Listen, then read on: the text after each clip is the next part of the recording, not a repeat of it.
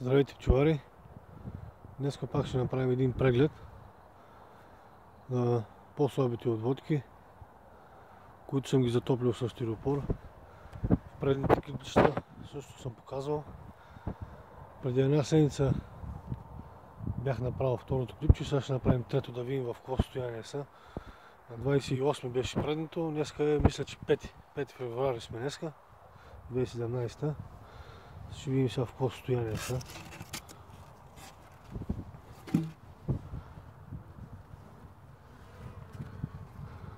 На пръв поглед всичко се вижда, че за сега всичко е наред.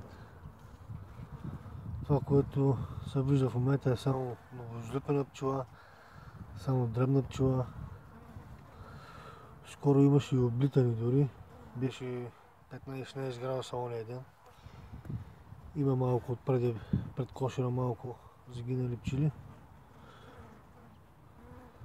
Но на пръв поглед се вижда, че сега всичко е наред. Предавам по малко питка. За сега дават времето, малко го дават по-добре. След една седмица мисля, че дават пак да се засудява. След като издадат тази питка, спирам да предавам вече питки. Тая половина насам има мед, ще ги оставям да се взимат от меда. Ще го използвам за пролетното развитие. Вече ако вижда, че меда свърши, ще предавам малко сироп, но това е вече след може би 2 месеца. И не се знае. Вече за мен е важно до края на февруари да оцелеят и да има мед.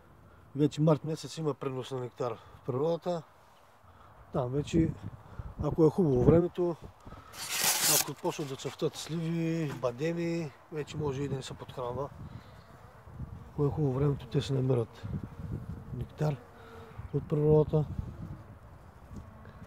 И тук всичко е наред, пак само дребна пчела се вижда.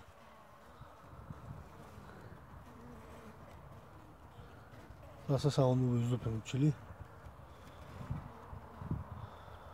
И тук всичко е наред. Да го затворим този първия.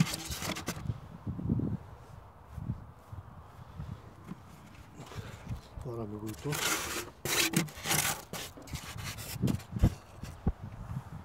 Сега ще видим третата. Те са 5 отводки, по-слаби, които съм ги затоплил.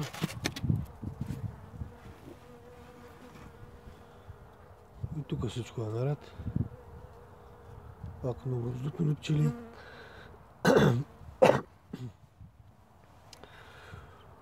Щом само новоизлюпени се виждат отгоре само млади пчели, значи всичко е наред с отводката. Майката осеменява, развива се семейството както трябва, всичко е наред. На пръв поглед, като погледнете, че има само дребна пчела, се вижда доста дребна пчела, значи семейството се развива както трябва, всичко е наред. Майката осеменява. Сега ще видим другата.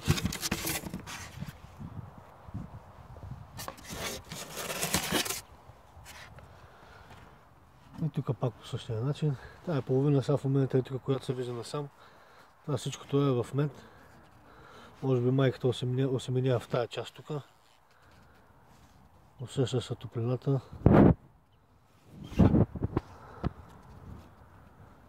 И тук всичко е наред. Тук е малко по-добре. Значи от 5 отводки имам 2, които са малко по-добре. Другите 3 са по-слаби. Но тук се вижда, че малко по-бива. Но като цяло целта е те да оцелият и да може да се развият. За сега всичко е наред. Всичко се развива както трябва. Според мен ще се развият и за пролетта. И ще извадим мед от тях. Дори ще направим и някоя отводка от тях.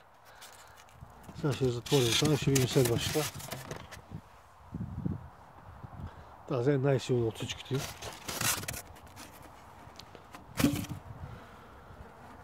Тази е най-силна. Тук имаме хранилка, по принцип тази хранилка беше пълна тя е пълна с апи инверт. Обаче я бях оставил в един празен кошер, тази хранилка беше пълна с половин литър, бях оставил в един празен кошер. Нямаше нищо вътре в кошера, само хранилката и от студеното сиропа се е сгъстил и се е превърнал в нещо като паста. Преди малко го извадих извадих хранилката от този празен кошер, да я предам на тази отводка, защото видим, че тук малко работа е по-добре, по-силна е. Забелязвам, че тук меда почна да превършва в кошера. И сложих хранилката преди 5 минути, в момента се вижда, че направо вътре гъмжи от пчели.